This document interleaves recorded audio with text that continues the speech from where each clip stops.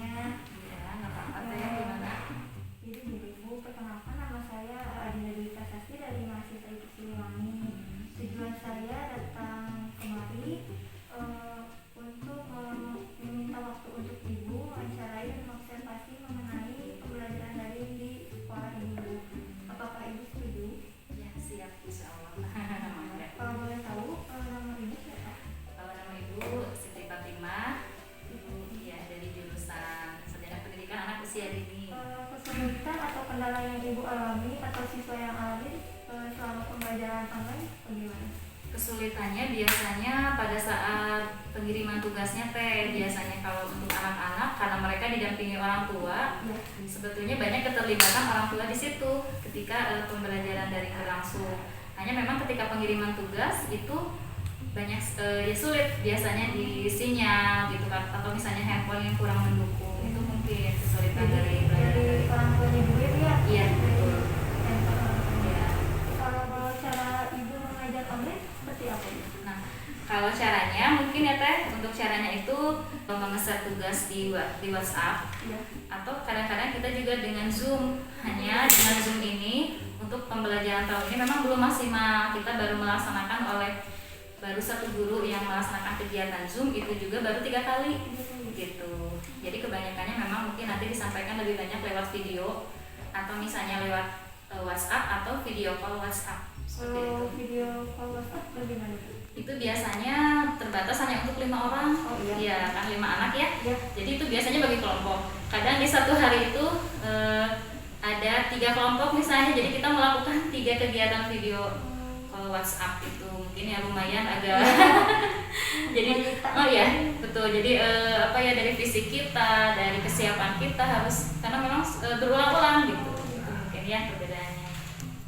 Kalau cara agar anak muda memahami materi yang disampaikan bagaimana? Kalau anak-anak lebih mudah memahami materi, biasanya jelas ya kegiatannya harus menyenangkan gitu. Kalau di TK itu kan kegiatan itu harus simpel banget.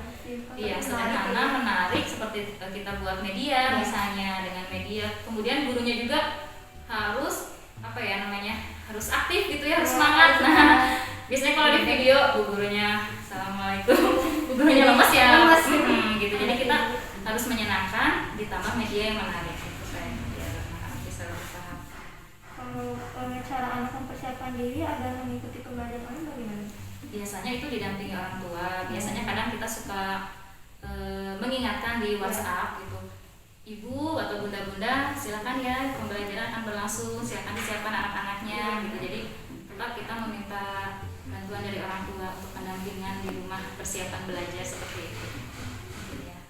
Mekanisme presensi dalam pembelajaran online itu gimana? Mekanisme presensi kehadiran ya seperti itu. Kehadirannya kita dilihat dari grupnya aja teh di WhatsApp. Jadi kita belum sampai ke Google gitu ya, belum.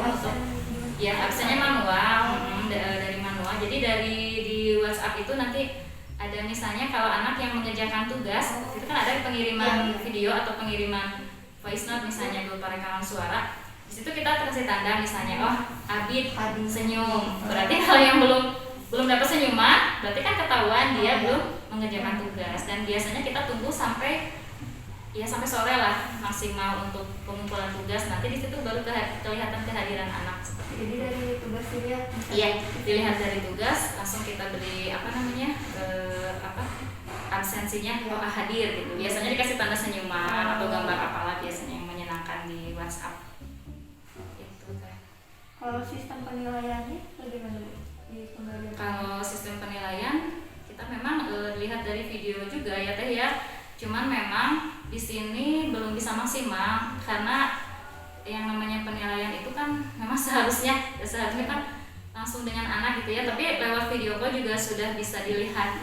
Di situ ketika misalnya ada praktek langsung menyiram tanaman, nah bagaimana anak memegang untuk alat siramnya, bagaimana caranya itu sudah dilihat. Nah kalau di TK itu biasanya sistem penilaiannya itu ada dari belum berkembang, mulai berkembang sesuai harapan. Nanti kita direkap di penilaian harian di sini gitu. Jadi ada sistem penilaian seperti itu. Jadi kalau tanggapan Ibu ketika siswa belum memahami materi seperti apa? Kalau siswa belum memahami materi itu pasti yang di TK rata-rata ya Teh ya, kan namanya anak itu anak itu kan unik, punya karakter tertentu. Itu biasanya kita ngasih pembinaan ke orang tua juga. Kadang-kadang kita suka share ke orang tua gitu. Kalau di sini alhamdulillah suka ada evaluasi pembelajaran tiap minggunya. Misalnya ibu yang harus dievaluasi di minggu ini misalnya tentang bacaan Al-Qur'annya, atau misalnya bacaan Iqra, atau misalnya ketika mengucapkan ta'awudz dan basmalahnya misalnya. Itu selalu dievaluasi dan diberikan pembinaan ke orang tua, hanya baru melalui WhatsApp gitu. Jadi ada pembinaan. Terus anak juga memang harus terus dimotivasi, dimotivasi terus untuk biar mereka tuh bisa paham kita, dan dengan pengulangan yang terus menerus Teh. Biasanya TK itu tidak bisa kadang sampai dua kali penjelasan. Itu mereka harus pengulangan, apalagi kelompok yang kecil. Seperti itu mungkin bedanya dengan sekolah yang lain ya, sekolah formal yang lain gitu Teh. Kalau begitu Bu, untuk penugasannya bagaimana Bu? Selain pelajaran online? Gimana? Penugasan pembelajaran online. Kalau untuk penugasan kita tetap di-share di grup WhatsApp penugasannya. Ya, nanti dilaporkan. Terkadang kita juga menyiapkan media dulu, misalnya kadang orang tua mengambil media dari di sekolah gitu. Ya, misalkan penugasan untuk kayak misalkan kegiatan mozaik gitu kan ya, mereka kan belum paham apa itu mozaik gitu. Nanti kita kasih bahan-bahannya, nanti penjelasannya disampaikan pada hari hanya lewat video yang pembelajaran seperti tadi yang disampaikan sama ibu.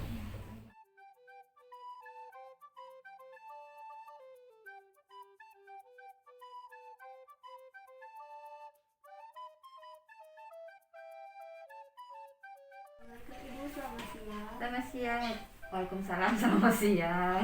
Mohon maaf yang mengambil waktunya. Perkenalkan, nama saya Adina Dwi Prasasti dari mahasiswa IKIP Siliwangi. Tujuan saya datang ke sekolah Ibu meminta waktu Ibu karena saya mau melakukan wawancara dan observasi mengenai pembelajaran di sekolah pada masa pandemi. Kalau begitu, apakah Ibu bersedia? Alhamdulillah. Baik Ibu, kalau boleh tahu nama Ibu siapa? Nama saya Leni Kristianti. Saya kebetulan kepala sekolah dari Kobaran. Ibu langsung lihat untuk kesulitan dan kendala yang Ibu alami selama pembelajaran dari apa? Ini kalau kesulitannya itu terutama ya pasti perangkat ya. Jadi kan setiap orang tua itu punya perangkat yang sama, yang support untuk kita lakukan daring. Kebetulan kita menggunakan WA untuk bisa mengcover semuanya. Tapi walaupun dengan WA masih ada orang tua yang tidak punya HP gitu. Berarti kesulitannya dari perangkat dan kemampuan menggunakannya. Iya. Kalau untuk siswa sendiri bagaimana? Kalau untuk siswa kalau kita gunakan daring, mereka itu jadi tidak terlihat jadi lebih terpaksa ya belajarnya ya, karena ada tekanan-tekanan dari orang tua yang mengasumsikan bahwa tugas itu harus selesai hari itu, padahal kita sudah jelaskan tidak seperti itu. Jadi iya, jadi anak-anak terlihat terpaksa gitu menuntaskan tugas. Kalau biasanya aplikasi yang Ibu gunakan dalam proses pembelajaran daring apa? Aplikasinya sendiri utamanya kan WA ya, WhatsApp grup. Kita juga pakai itu. Artinya kita ngambil link ya, link dengan di video pembelajaran yang sesuai dengan tema. Nah itu untuk melengkapi. Kalau cara Ibu untuk mempersiapkan diri agar dapat mengikuti pembelajaran bagaimana? Mempersiapkan dirinya, ya itu kita cari-cari dulu referensi. Materinya Ya, kita cari referensinya, kita cari materinya. Juga kita buat video gitu. Kadang-kadang kita coba dulu di sekolah sebelum disampaikan ke orang tua. Bagaimana cara Ibu mengajar online biasanya? Pertanyaannya kita penugasannya dengan pembiasaan. Kita sampaikan pembiasaan dulu seperti sebelum memulai kegiatan membaca doa, terus kita baca Al-Fatihah, doa mau belajar, terus kita sampaikan juga bahwa hari ini pengenalan surat pendek. Nah, kita masukkan surat pendeknya. Jadi di sini ada apa? Ada surat pendeknya.